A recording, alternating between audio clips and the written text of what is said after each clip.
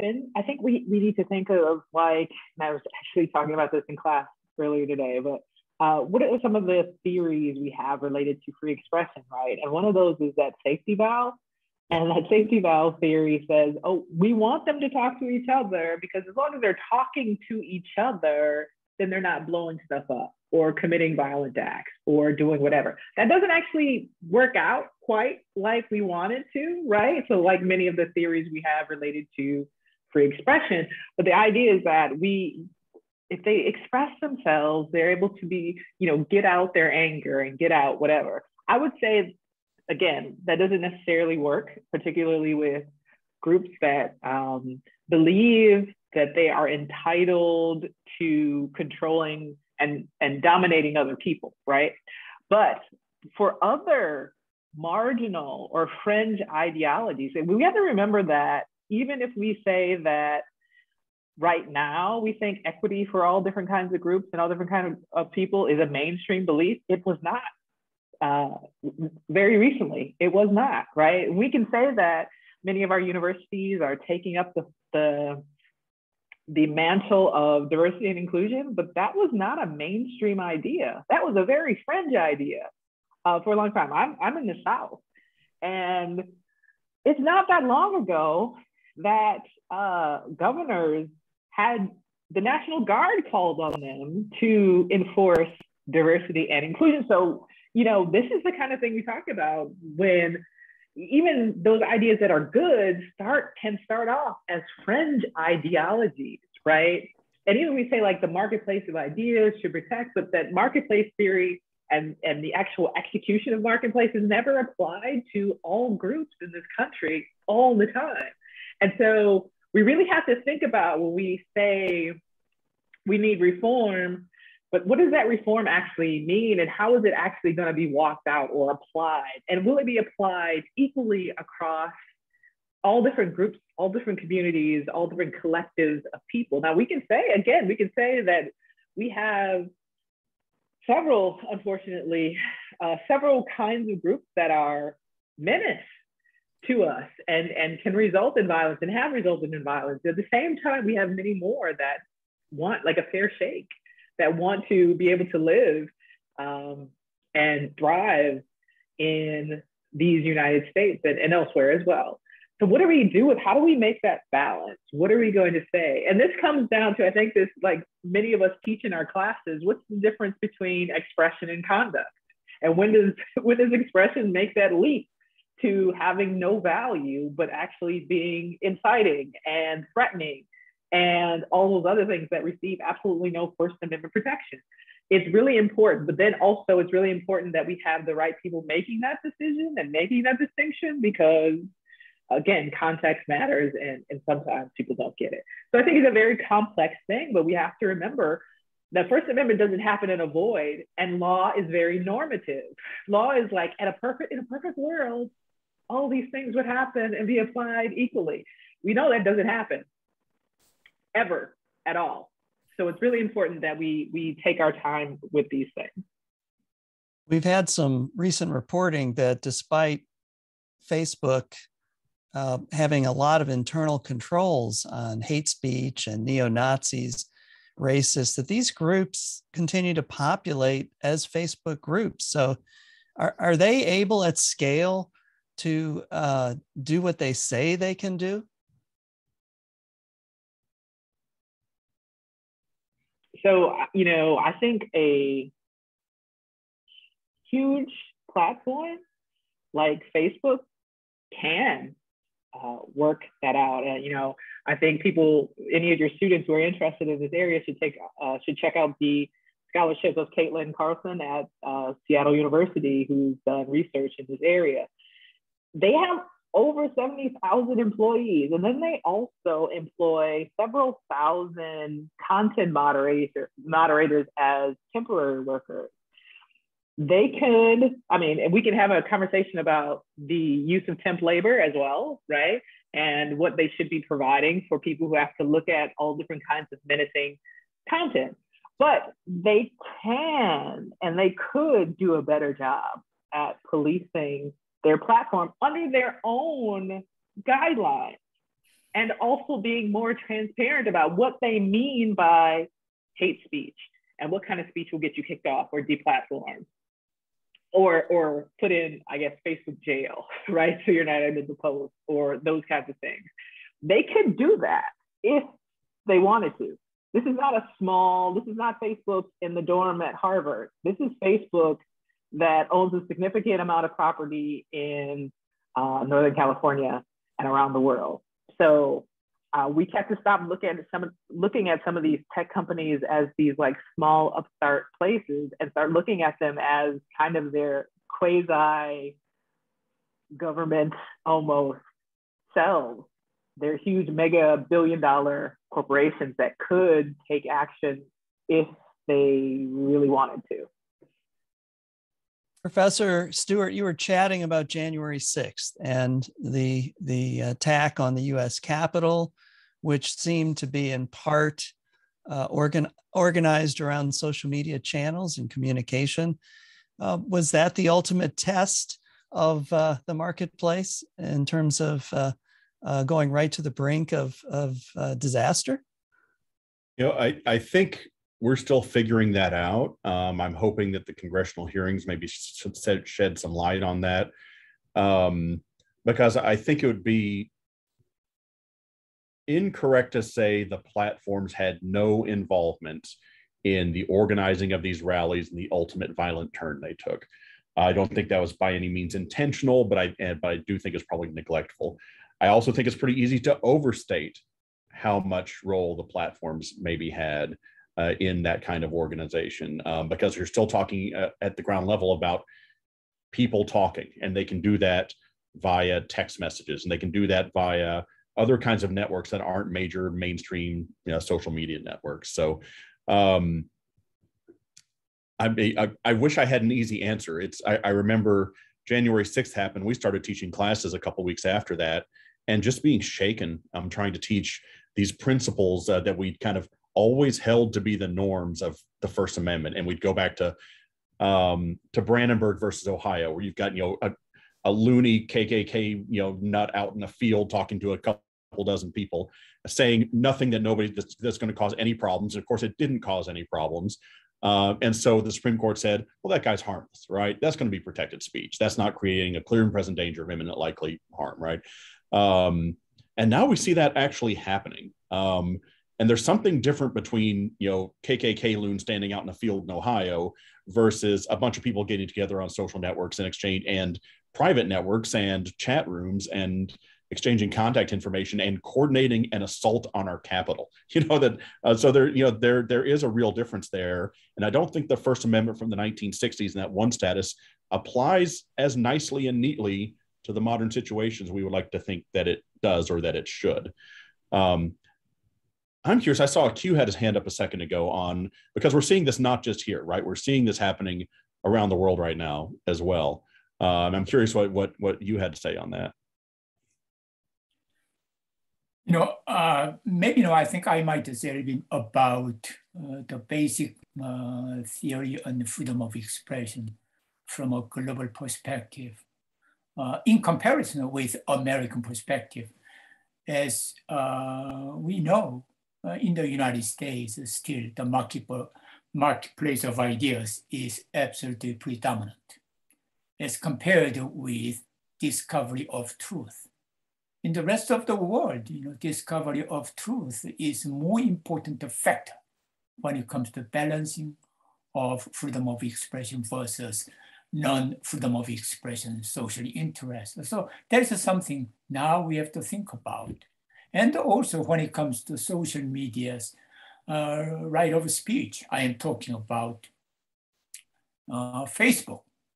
In the United States, Facebook can do whatever they want simply because whatever Facebook and similar social media can do has nothing to do with the so-called state action under the First Amendment. But outside the United States, if Facebook deletes something, that kind of deletion might be a violation of freedom of expression in constitutional law in foreign countries. In early 2020. I am talking about January 2020. A higher court in Germany basically said, when the Facebook deletes, one user's message in violation of the Facebook guideline, the German court basically said it is a violation of Article 5 of the Basic Law. Basic law means the constitutional law of Germany. Of course, if Facebook is deleting hate speech, it is not a violation. In the United States, hate speech is protected. But in the rest of the world, hate speech is still crime. So I think about that kind of situation. That is challenging American media, not only traditional media, but also definitely internet media. And also traditional American media are now feeling the direct impact of this kind of a global law. And American media are now, how can I say, geographically boundary what information should be shared with the rest of the world. And actually, a couple of years ago, I asked one friend, a media law friend, in Europe, can you access the register guard? I am talking about our local news media through the internet. And they said they cannot now access the register guard, largely because of the right to be forgotten. Who knows? I think a register guard can be sued. And at the moment, Associated Press is being sued in South Korea. Why? Because South Korean law, rather than the First Amendment, is applicable to whatever AP correspondents are doing, or AP is publishing globally, even though AP is based in the United States. That's something we have to think about. What and about by the way, Jasmine is, I think, mentioned, I think this book, I think, Caitlin's book, Hate Speech, published by the MIT Press, wonderful book, yeah. What about what's happening in Australia, where now if a news company posts on Facebook, they may be held liable in a defamation case for comments on that story? That seems like a troubling trend for not only media law professors to concern themselves with, but media companies, Adam. I'm sorry, can you repeat the question? What's happening in Australia, where under new law, if the New York Times posts a story, they could be held liable in defamation cases for comments that are made by people who read the story or don't read the story, but just choose to comment. Is the question how that is affecting how we do our journalism? Well, I guess, and more generally, how are newspapers inside newsrooms talking about these changes? Well, I'm not talking about those changes in particular. I think we have one standard, and the standard's the truth, right? And the facts will protect you. And that is the golden standard of reporting. And as long as we adhere to that gold standard of the facts and the truth, then we're fine. I think, Jeremy, what we're talking about are these larger issues of who ultimately bears responsibility for our information ecosystem, right? And so, we all teach, or a number of us here teach First Amendment. Adam is obviously a practitioner who relies on the First Amendment to do his work. And, we are going to be stewards and evangelists for free expression, free speech, obviously. But these questions of responsibility are beyond just those of us who study it and actually practice around it, right? These are big questions for the public, and the public, when you talk to them, understand the First Amendment, but they don't always understand sort of the intricacies that have developed over the past 50 years around the First Amendment. They don't generally understand state action doctrine, right? They don't understand how and why it is that censorship, as they see it, occurs on social media platforms. they are concerned about the platforms, right? Or the poll shows, right, that we want to do something about the platforms. So, ultimately, I think it's going to be some combination of the public's opinion on this in combination, right, with maybe some part of the law that addresses some of this, in combination with, hopefully, right, the platforms themselves that have changed the calculus of our information environment, right? It's going to be a multi-pronged approach if we do it right.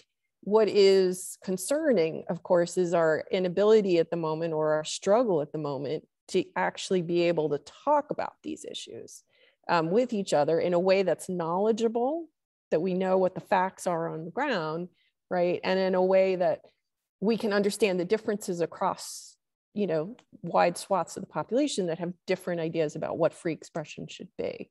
So this is like no small nut to crack. And normally these discussions would take place, among our legislatures, right? And in Congress, but we have problems there, obviously. And so it's, it's terrifically concerning. I think we're one place where I think, and Adam sort of alluded to this before about the challenges of the journalism environment. I mean, one place where we have been able to do some of this really well, right, is in our local media environments. We had our local newspaper environments that, weren't perfect, but that often helped to mediate and be a part of communities and help communities understand what's going on right down the block and around the corner. And we have largely lost those voices and those media outlets. We have what one of my colleagues has called, right, an explosion of news deserts. And, news operations were not just offering information, they were offering those local news outlets offering a sense of community. To Jasmine's point, we've needed other places to connect. So, not all those local operations were serving all members of our communities, but that we have lost them and their strength, I think has been a large part of the problem too. So it's just terrifically complicated, really concerning. It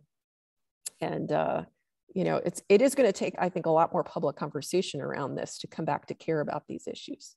Adam, you were going to add? Yeah, I was just going to make a point about the First Amendment and the people's interpretation of it. And, Chip brought up January 6th. I was there at the Capitol. I covered it. And, I literally watched these people ascend on the Capitol, practicing the First Amendment, right? And then turn around thinking they were practicing. Well, before they sacked the Capitol, before they violated the law, they were.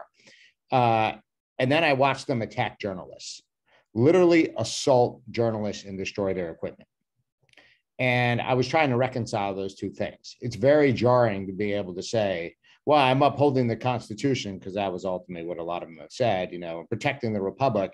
And now I've turned around and attacked journalists and attack the people practicing the First Amendment, because you've been so radicalized to believe that their version of the news is somehow evil or wrong.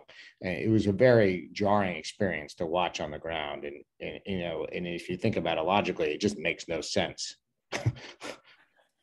Well, some part of it makes sense in their minds, right, Adam? I mean, it didn't make sense to those of us, right? But it made sense to them. And I think one of the things, this is not a legal question, right? I think this is a national psychology question.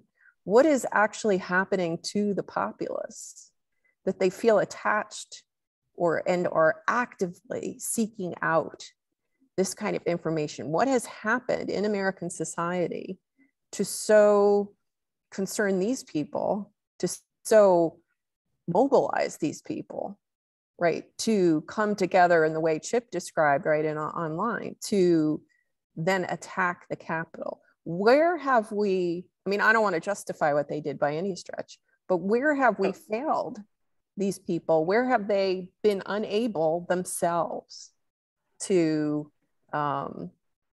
reconcile their lives here in America? What have we not done? So I think it's important to note that historically, this is not like the attack on the Capitol is not without historic precedents, right? There have always been disgruntled, predominantly white, and across strata, socioeconomic strata, that have come together to do all manner of whatever under the guise of political expression, political and social expression. So historically, this is not without precedent, right? It's just that now it's like, really? Is this really happening? Well, for some people, it's like, is this really happening? But I would say that the undergirding of January 6th has always been there. It's just that these conversations are now taking place in the mainstream versus them being in smaller collectives or notes passed to each other or secret handshakes or secret nods, right? This is mainstream information distribution between believers in a particular political ideology. So it's important to remember that the platforms and the internet has only provided another tool of communication for collective action in these ways, but collective action in these ways has been happening since, I would say, since the advent of the United States of America. You know, I see when it comes to more speech, it's always, a better speech. But that is not always the case, as we are now witnessing, the abuse or sometimes the misuse of the extraordinary expanded, marketplace of ideas. And that is why it is sort of a welcome, challenge to many of us who are more or less First Amendment voluptuaries. I think it is quite important to think about why, freedom of speech can be abused, by people who know how to play games, using the First Amendment as an extraordinary weapon. So weaponize the First Amendment is now a lot more fact of life now than in the past. So the fundamental question is whether we are really giving more freedom of speech or freedom of the press in the time of crisis. There are some people like, Vince Bulassi at Columbia University said, the First Amendment is more important and more relevant during the crisis. But the question is whether the kind of crisis we are facing is something unprecedented or is part of the evolutionary process. I think there is something we have to think about. And the fundamental question is whether we have to rethink. And that is why some people already say, including Clarence Thomas, Supreme Court Justice of the US Supreme Court, basically say, we have to rethink the fundamental First Amendment case law, the landmark case law. I am talking about New York Times versus Sullivan. It should be rethought, whether it should be just cosmetically fine-tuning or it should be substantially re-examined. That is an extraordinary question, and its implications are beyond imaginable. National newspapers such as the New York Times have developed business models to add subscribers, particularly digital subscribers. But as Professor Ekstrand was talking about earlier, at the local level, in smaller communities or even mid-sized communities such as Omaha, it's a tough battle. There have been layoffs, many rounds of layoffs. I noticed that the Chicago Public Media Board voted last night, WBEZ, to acquire the Chicago Sun-Times and use a nonprofit model for foundation-funded and subscriber-funded news. Will that work? Well, let me jump in real fast. It's something I've been preaching. We have to save newspapers on the local, state, and regional level. These newspapers are not only the training ground for reporters like myself and future journalists, but they are the papers that are going to inform democracy. These are what people are going to read. Not everybody's going to read the New York Times and the Washington Post. And whether it's through a foundation or people like Jeff Bezos or Warren Buffett. We have to find a way to save these newspapers. We need these city councils, these state legislatures, they need oversight.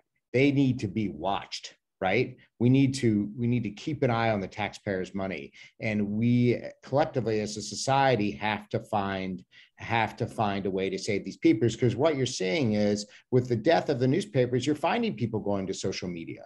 You're finding them going to Twitter and Facebook and reading garbage, misinformation, disinformation, because their local paper can't give them what they want. And who is a journalist? How do we define that? We are all journalists. Well, I think, I know DOJ, Department of Justice, takes a pretty broad view on who's a journalist, and maybe they should, right? And that's important. But we can have citizen journalists, but we can also traditionally, I think people think of journalists as people who have had some sort of training, right? People who have been through the process, people who've worked in newsrooms, people who have spent time, crafting a sentence and making sure every word in that sentence is accurate, people who get edited by people who've spent a career in the business. And that's traditionally what I saw journalism as, and that's what I grew up practicing, right? And guess what? Mistakes mattered. No opinion. I mean, I worked for the Associated Press, couldn't even use an adverb. Okay. So, we've lost that, right? And we've lost that. And now we have people who, in fact, are impersonating journalists in some of these, these online, in these online outfits. I want to hop in if possible, because I think what Adam said earlier about saving local newspapers is really important. But I would say add to that, it's really important that those who are saving are actually local too, because being responsible to that community means building trust in that community. So if you are local or at least more regional, there may be more of a relationship that's able to develop with that community that you're covering.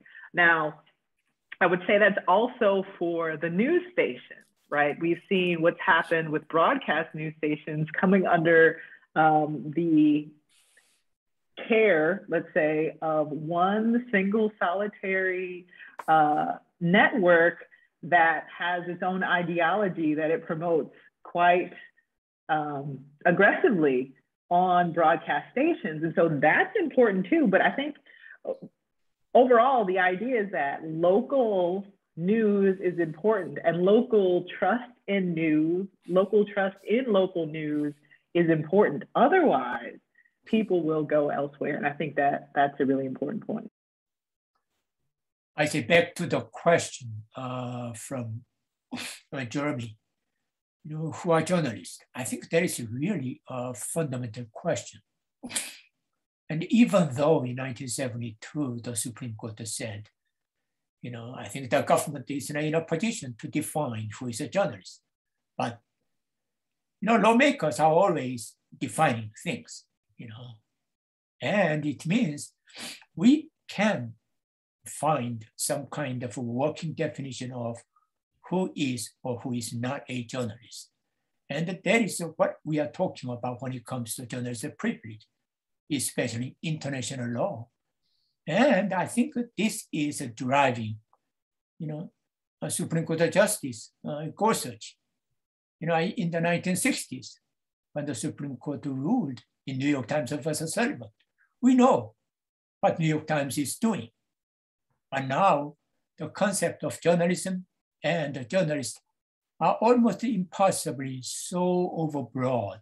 And that is why we are now a lot more confused. So that is why now some people say New York Times versus Sullivan is less relevant in the 21st century as compared in the mid-20th century. So I think that is a really important question, even though it is a very challenging question. Who is a journalist? We were talking about provable truth earlier, and that's one thing. Invasion of privacy is another. What about cases like the Gawker media case, where Hulk Hogan, Terry Bollea, was able to ultimately get $31 million settlement following a much higher jury award because of a video that was posted. That was under Florida law, right, Professor McNealy? Of course it was under Florida law. It's one of those cases that the outcome of which is quite concerning if you've been following kind of the precedent related to public figures, related to people who thrust themselves in the limelight, related to certain conversations, right? But also related to, the First Amendment. At the same time, we have almost always thought of certain kinds of subject matter as extremely sensitive. Things like health, things like certain familial things, and certainly sex, right? Now, I know that over the course of several decades that we've loosened up quite a lot, but we still have thought of sex as one of those very sensitive areas of privacy that when it's, recorded without permission and then displayed, it would raise pretty close to outrageousness kind of reaction. The thing about the Hulk Hogan case, the Bollea, Gawker versus Bollea case, is that it doesn't seem to, like with all the things that happened in it, it doesn't seem to make sense. Why would Gawker be responsible when you have Bartnicki versus Gawker? When Bartnicki said, if the journalist wasn't involved in the capture of the recording, they were just reporting on the recording, and they played it on the radio. It seems like that's a similar thing with Gawker. Gawker wasn't involved in the recording. Gawker just they posted a very long clip on the internet, but it wasn't involved.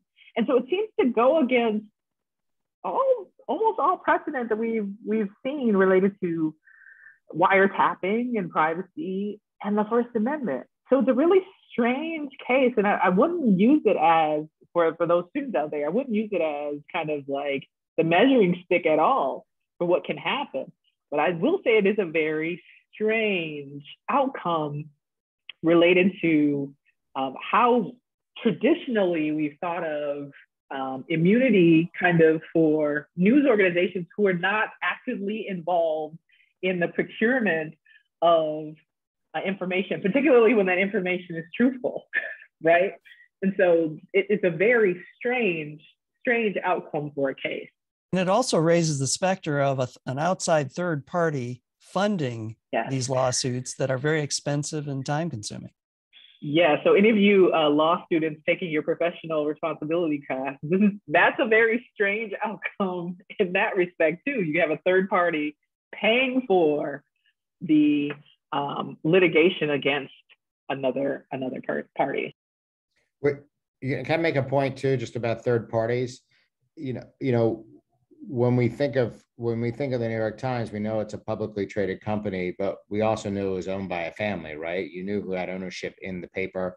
The same with the Washington Post, the Wall Street Journal, and many of these regional smaller papers. When I worked at the Birmingham News, it was owned by a family. And now when we look at certain quote unquote news sites, you don't know who's funding them, right? It's literally a private entity or a third party